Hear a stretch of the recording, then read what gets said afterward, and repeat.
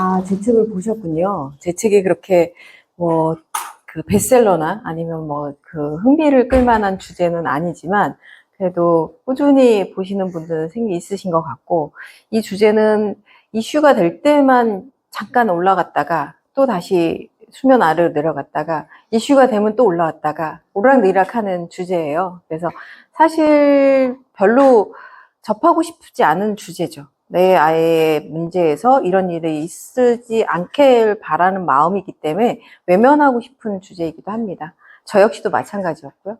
근데 제가 이제 제목을 할 때 어느 날 갑자기 가해자 엄마가 되었습니다 라는 저 제목이 어떻게 들리세요? 제목을 딱 듣는 순간 아, 저 엄마 가해자 엄마구나 라는 생각이 바로 들고 어쩌다 가해자 엄마가 됐지? 라는 생각이 드실 거예요. 근데 제가 강의하는 내용은 제가 가해자 엄마가 된 이야기는 안 합니다. 그 얘기를 하다 보면 한두 끝도 없이 많아지기도 하고 너무 길어서 그 이야기는 책을 도서관도 있고 요즘 많이 있으니까 빌려보시면 될 것 같고요. 정말 어머님들이 아셔야 될 학교폭력에 관련된 내용을 알려드릴 거니까 그걸 좀 집중해서 들으시면 될 것 같고요. 아까 교장 선생님께서 말씀하셨을 때 우리 아이, 내 아이만을 위한 게 아니라 모든 아이를 위하는 게 관심을 가져달라 말씀하셨는데 저는 깜짝 놀랐어요. 그 얘기를 들을 때. 왜냐면 제가 할 얘기가 그거였거든요. 마지막에. 근데 그 얘기를 먼저 하셔가지고 이게 공통적으로 느끼시는 거구나. 이런 쪽에 한번 경험하셨으면 몸담고 계시면 라는 생각을 들었습니다. 여기 강의장이 되게 좋은 게 보통 강의장이 이렇게 앞에 불을 켜면 슬라이드가 잘 안 보여요. 근데 여기는 되게 화질이 선명해가지고 잘 보이네요. 다행히 제 얼굴도 환하게 잘 보이고 이렇게 진행을 할 수 있을 것 같습니다.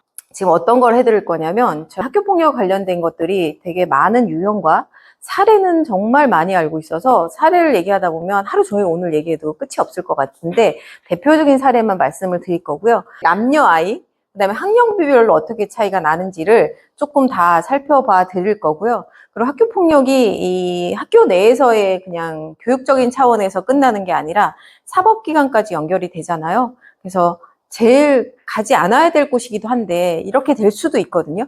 그럼 그 부분에 대한 것도 알려드릴 거고요. 그리고 저처럼 제가 경험을 해보니까 막상 닥치면 어디다 어떻게 뭘 어떻게 해야 될지를 되게 난감해요. 그럼 제일 먼저 한 게 뭐가 되죠? 검색입니다. 검색을 통해서 하게 되는데 그 검색에서 알게 되는 것들은 되게 단편적인 거고 내 사례에 딱 적합한 내용이 아닐 수가 있어요. 그래서 도움받을 수 있는 기관들 알려드릴 거고요. 그리고 어쨌거나 우리 아이를 잘 키우는 것이 중요한 부분이기 때문에 부모 역할은 무엇이 있을지 마지막으로 한번 살펴보도록 하겠습니다. 제가 학교폭력과 관련된 경험을 하고 난 다음에 그 겪었던 경험들을 이제 글로 쓰기 시작한 게 이제 블로그에다 쓰기 시작했습니다.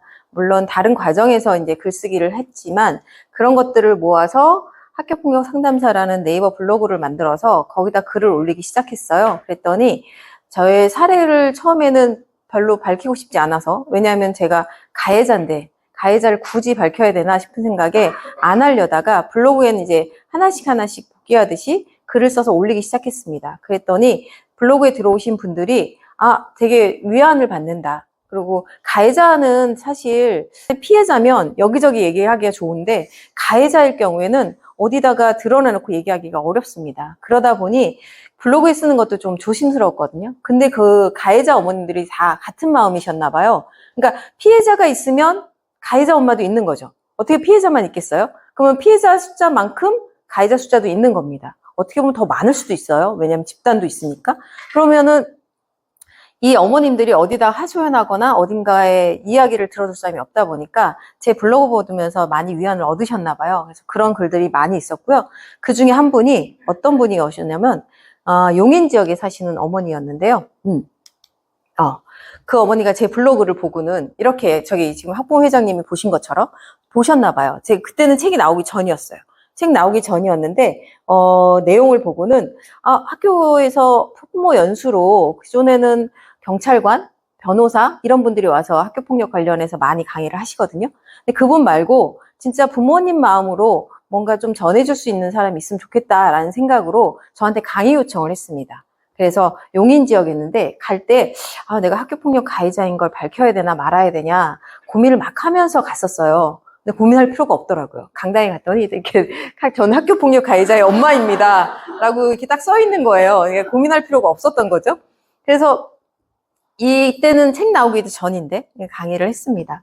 그리고 저는 아까 푸른나무 재단이라고 하는 곳이 예전에는 청해단이었어요. 청소년 폭력 예방 재단인데 예전에는 학교 폭력이란 말 자체가 없었습니다.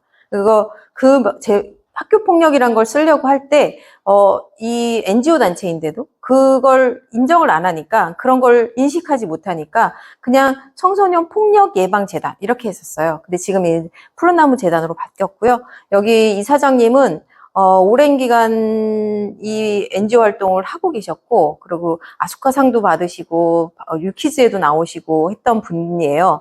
저랑 상담을 했던 사람이니까 연말 되면 밥도 한번 먹고 하는데, 그분 말씀이 자기는, 이분의 사연은 뭐냐면, 자녀가 있었어요. 아들이 있었는데, 공부를 잘했나 봐요. 원래 공부 잘하고 좀 외모도 좋고 막 이러면 어떻게 되죠? 주변에서 시기 질투의 대상이 될 수도 있잖아요. 그러다 보니 주변 친구들한테 이제 뭔가 금품을 갈취당하기도 하고 약간의 괴롭힘 이런 걸 당했어요. 그래서 그걸 견디다 못해서 아파트에서 투신을 했어요. 보통 투신을 하면 어떻게 살았어요. 근데 투신을 했는데 살았어요. 그럼 보통의 사람들은 어떻게 할까요? 그냥 포기하지 않을까요? 내가 한번 시도를 했는데 그런 경험을 또 하고 싶진 않을 거잖아요. 근데 이 학생은 더 높이 올라갔어요. 그래서 다시 투신을 했어요. 그래서 결국 먼저 보냈어요. 그래서 그 아빠가 도저히 안 되겠다. 그래서 회사 다니던 것도 다 포기하시고 NGO 단체를 차리신 겁니다. 그래서 의미가 있는 단체인 거죠. 제가 여기에 이제 상담을 하고 있었던 거고요. 한 7년 정도 상담을 하더니 전국에 있는 학부모, 학생, 교사, 경찰관, 별의별 사람들이 다 상담을 해옵니다. 그래서 상담 사례를 많이 알게 된 이유이죠. 그리고 제가 책을 쓰게 된 이유도 제 사례만 가지고는 하기가 너무 일반적인 사례가 아닐 수도 있잖아요. 근데 이제 그 외적인 것들은 여기 상담하면서 알게 된 내용들입니다. 네. 이 책을 기반으로 말씀을 드리긴 할 텐데, 책이 작년에 이제 바뀐 거는 포함이 되어 있지 않아서 그 부분만 좀 더 집중해서 보시면 될 것 같고요. 책이 나오고 난 다음에 바로 이제 조선일보에서도 인터뷰를 했었고요. 근데 조선일보에서 인터뷰했을 때 그 여기자가 되게 젊은 여기자였거든요. 그래서 어떻게 이 주제에 관심을 가졌고 이 책에 대해서 관심을 가졌나라고 봤더니 어머님이 보건교사더라고요. 학교폭력 관련해서 책임자들 같이 해야 될 멤버가 구성이 되는데요. 그때 빠지지 않는 교사가 보건교사예요. 그러니까 어머니가 이 책을 보시고 정말 책이 잘 쓰여졌다라고 얘기를 했대요. 그래서 엄마가 괜찮다고 해서 저랑 인터뷰를 했던 이유였고요. 그리고 책에 있는 내용을 책을 사볼 시간도 없고 읽어볼 시간이 없다라고 하면 나유강이라고 해서 난 유튜브로 강의한다라는 유튜브 채널이 있습니다. 여기에 제가 책에 있는 모든 이야기를 영상으로 만들어서 올려놨어요. 그래서 관심 있는 부분을 영상으로 보셔도 되고요. 그리고 시니어TV라는 곳에서 제 책을 기획하셨던 분이 이 코너를 맡고 있어서 만만한 책 코너를 맡고 있어서 방송을 출연을 했었습니다. 그래서 그때도 한 40분 정도의 영상으로 올라가 있는 게 있으니까 그걸 보셔도 메인 핵심적인 내용은 다 담고 있고요. 근데 여기서 방송국에서 편집하면서 마지막에 이 멘트를 넣었더라고요. 근데 참 좋은 멘트인 것 같아요. 아이는 한 해 한 해 성장해 갈 것이고 언젠가는 더 이상 부모의 도움이 필요하지 않은 시기도 옵니다. 지금은 생각보다 빨리 지나갑니다.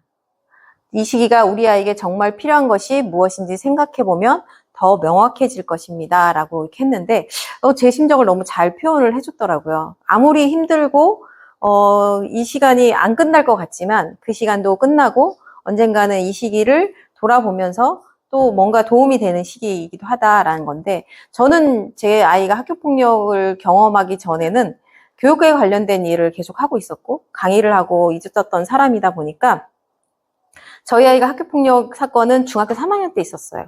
근데 사건은 3학년 때 있었는데 그냥 단순하게 학교 자치위원회였죠. 그때만 해도. 자치위원회에서 있었던 일로만 끝났으면 제가 이렇게 책을 쓸 수 없었을 겁니다. 근데 저희 아이는 일대 다였고 일대 다가 되면 이게 집단이 됩니다. 집단 폭행이 되면 그 다음부터는 이 검찰로 넘어가고요. 경찰 신고를 했으니까 검찰로 넘어가고 검찰에서 끝나지 않으면 법원까지 넘어가게 돼 있어요. 저는 법원까지 갔거든요.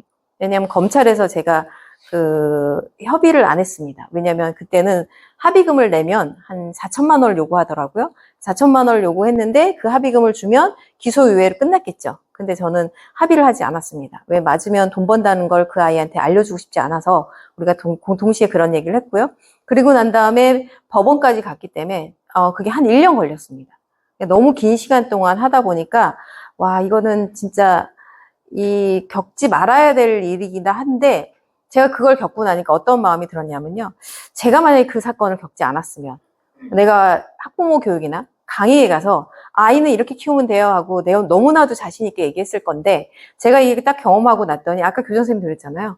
내가 자녀 키우는 게 제일 어렵다고. 저희 아이도 이런 일이 있을 거라고 상상도 못했습니다. 피해자는 상상도 못했지만 피해자도 가해자는 더더군다나 상상을 못합니다. 어느 부모가 내 아이가 학교폭력 가해자가 될 거라고 생각을 하겠어요. 그래서 재판까지 갔다라고 하면 어머님들이 얼마나 큰 사건인데 재판까지 갔어? 라고 하지만 막상 책을 보시면 아시겠지만 이런 걸로도 재판까지 갈 수 있어? 라는 걸 아실 수 있을 거예요. 그래서 이런 일은 연루가 안 되는 게 제일 좋아요. 근데 요즘 학교폭력 양상이 어떠냐면 사람을 잘 만나야 돼요. 그러니까 교통사고도 마찬가지지만 어떤 사람을 만나느냐에 따라서 이게 너무 달라져요. 그런데 제가 상담을 하면서 기간이 길어지면서 어떤 느낌이 들었냐면 예전에는 기본이라는 게 있었고요. 상식이라는 게 있었어요. 근데 이제 그런 상식선이 다 무너진 시대 같아요.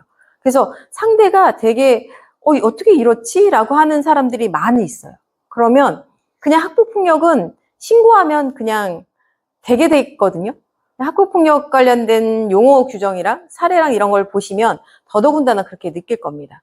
그래서 이 기나긴 과정이 저한테는 그때 당시엔 힘이 들었지만 지금 지나고 나니까 참 저한테 고마운 거였구나라는 생각이 들어요. 없었으면 또 그 나름대로 살아갔겠지만 있었다고 해서 꼭 마이너스는 아니겠구나라는 생각이 합니다. 물론 저희 아이는 시계를 돌린다면 그 이전으로 돌려주고 싶다라고 얘기를 저한테도 했었거든요.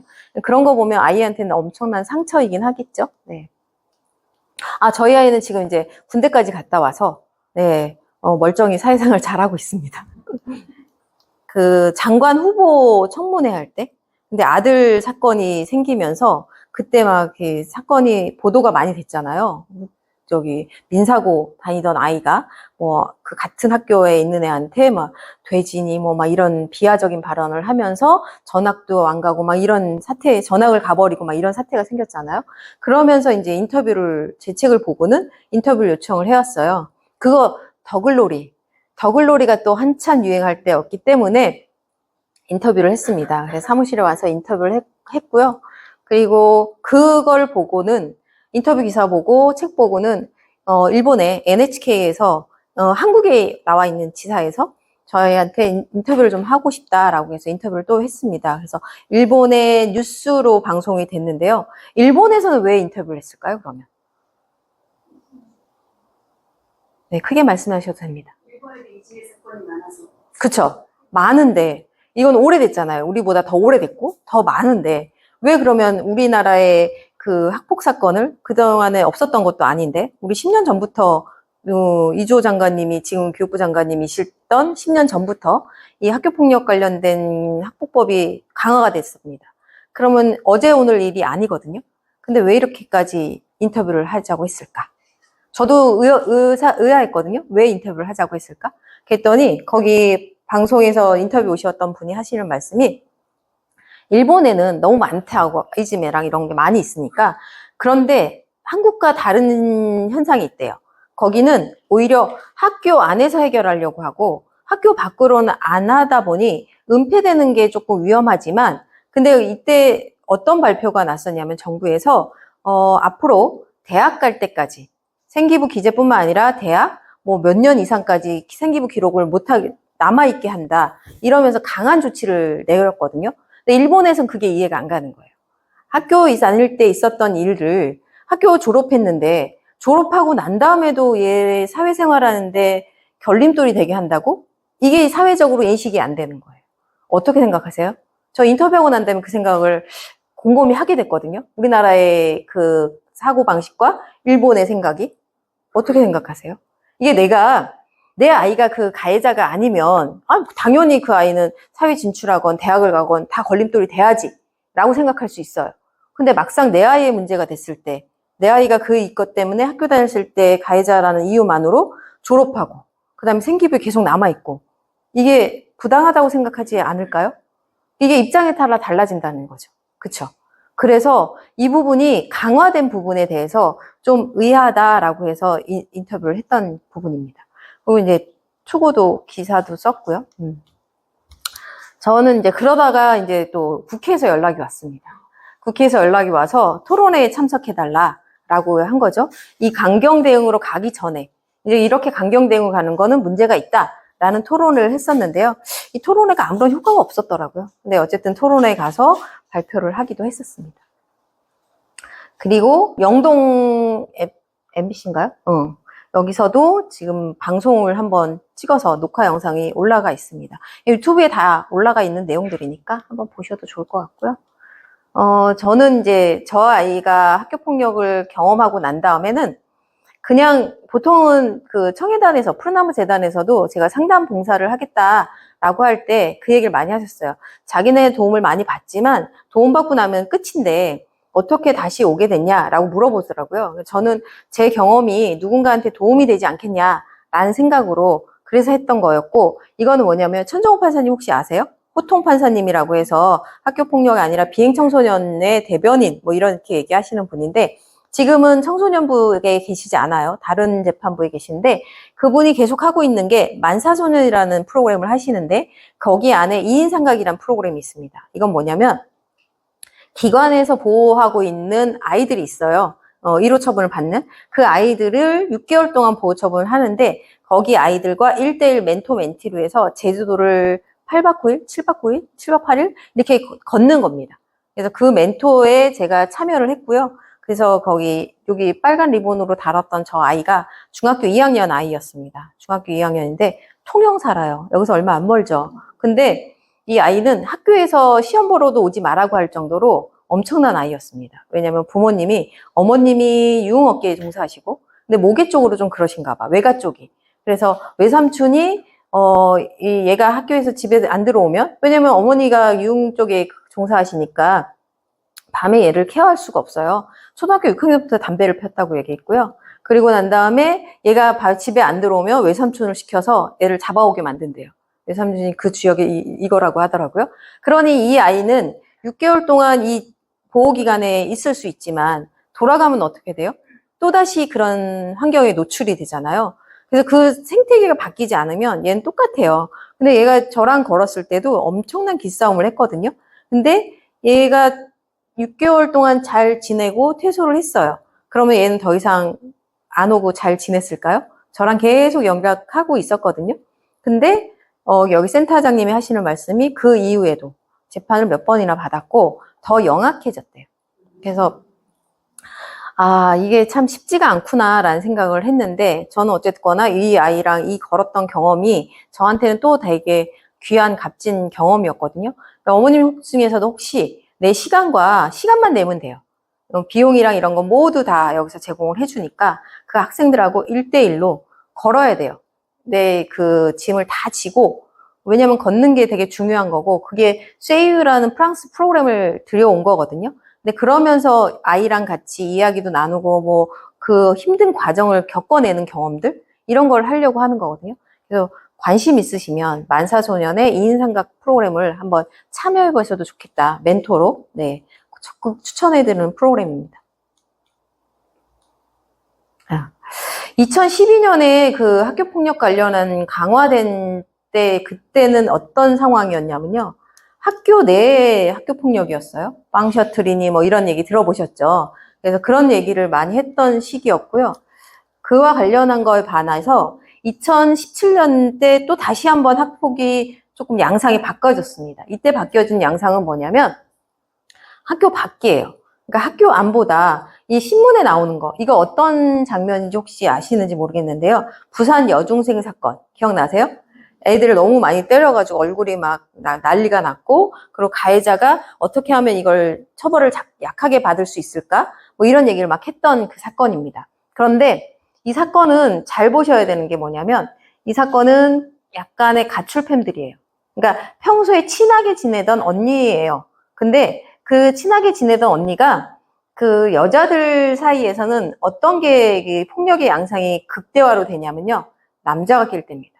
이성이 친구가 낄 때인데, 여기 선배의 남자친구가 있었는데, 너가 어디서 꼬리를 쳐? 이러면서 그 후배를 엄청나게 때린 거죠. 물론 잘했다는 건 아닌데, 이 아이도 그 평소에 그냥 얌전하게 지내면서 뭐 이랬던 아이가 피해자가 된 사례가 아니라는 거예요. 근데 뉴스에는 그런 내용이 하나도 안 나오는 거죠.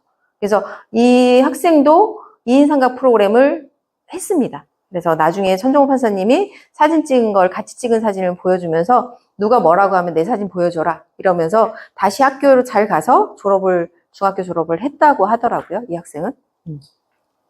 네, 천정호 판사님이 이야기한 내용인데요. 어떻게 봐야 되냐면 학교폭력을 이렇게 유형으로 나눠서 봐야 됩니다. 그렇지 않으면 이 학교폭력과 이 학교폭력이 다 같은 걸로 보여요. 그래서 방송에 신문으로 나오는 것들이 다 학교폭력이라고 생각하니까 학교폭력은 무조건 엄벌해야 돼 라고 생각이 든다는 거예요. 그러면 유형을 한번 나눠볼게요. 1유형은 뭐냐면요. 학생을 하는 대상으로 하는 언어, 왕따 뭐 이런 거예요. 그러면 이건 학교에서 빈번하게 일어날 수 있는 보통의 학교폭력이겠죠. 그런 거는 그냥 인성형 학교폭력으로 다뤄줘야 한다는 거예요. 상담도 하고 아이들한테 교육적인 차원에서 하는, 지도하는. 이게 뭐 영화로 보면 우리들이나 아니면 우아한 거짓말 이런 것들 영화에 잘 표현되어 있죠. 이 유형은 뭐냐면요. 학생을 대상으로 하는 건 맞아요. 근데 상해, 폭행, 감금 이거는 약간 범죄 쪽으로 가는 거죠. 그렇기 때문에 이건 비행형 학교폭력으로 봐야 한다라는 거예요. 그걸 잘 나타냈던 게 더글로리였죠. 그쵸? 영화를 제가 예시로 들어드린 겁니다. 그 3유형은 뭐냐면요.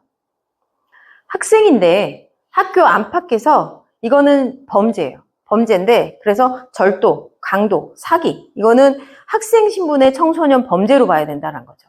그리고 이 소년심판이라는 넷플릭스 드라마 보셨는지 모르겠는데 이게 천정호 판사님의 각각의 다른 모습을 잘 보여주는 드라마고요. 이 드라마 작가는 한 3년 동안 자료를 수집했대요. 그래서 학교폭력과 관련된 이야기를 정말 잘 다룬 드라마입니다. 제가 강추하는 드라마고요. 그 4유형은 뭐냐면요. 학생이 아니에요. 학교 밖 학생인 거죠. 학생 신분이 아니에요. 근데 마찬가지로 절도, 사기, 여기 성매매까지 들어가 있는 이유는 뭐냐면요. 생계형 청소년 범죄라고 되어 있잖아요. 왜냐하면 가출팸이고 그렇게 되면 청소년 범죄를 하는데 얘는 생계형으로 갈 수밖에 없어요. 먹고 살아야 되기 때문에. 이런 아이들은 어떤 아이들이냐면 집이 안전한 곳이 아닌 거예요. 집 밖으로 나와야지만 살 수 있는 아이들, 그런 아이들은 나와 있는 거죠. 그러면 제일 먼저 해야 될 게 먹고 사는 거니까 절도를 할 수밖에 없고요. 성매매는 왜 할까요? 가장 손쉽게 버는 방법이에요. 그래서 집에 나온 아이들, 여자아이들이 길어지면 길어질수록 성매매에 노출될 수 있는 확률이 커지고요.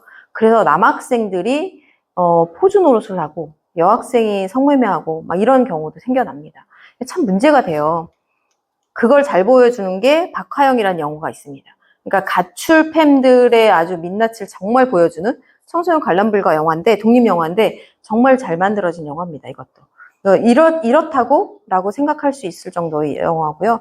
그래서 이렇게 네 유형으로 보면 그러면 이제 명확해지셨죠. 이제 좀 구분이 가시죠. 어머님이 많이 겪게 될 학교폭력 유형은 어디예요? 1유형이죠. 대부분 1유형이죠.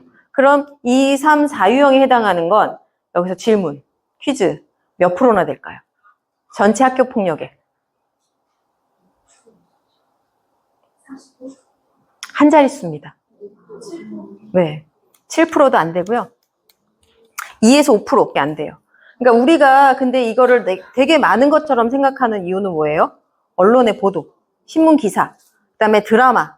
전 드라마 저렇게 더글로리 히트쳤지만 저 드라마 저를 별로 안 좋아하는 이유가 뭐냐면 자꾸 학교폭력이 됐던 피가해자를 자꾸 양분시켜서 더 이상 뭔가를 해결할 수 없는 걸로 가는 거죠. 그리고 저런 사적 복수 저는 별로 달가워하지 않습니다. 왜냐면 그 더글로리에 있는 그 사람이 반대 사람을 막 어떻게 직접적으로 죽이진 않지만 간접적으로 죽게 만들고 막 이런 것들이잖아요. 그럼 그 사람들은 또 어떤 피해자가 되는 거 아닐까요? 난 그래서 저 드라마가 두 편이 시즌 2까지 나오면서 히트를 엄청 쳤지만 저는 학교폭력의 어떻게 보면 당사자이기도 했고 상담을 하는 사람 입장에서는 저 드라마가 절대로 반갑지가 않더라고요. 현실을 제대로 보여주는 드라마도 아닐 뿐더러 오히려 자극하는 드라마, 선동하는 드라마 같아서 저는 불편했습니다.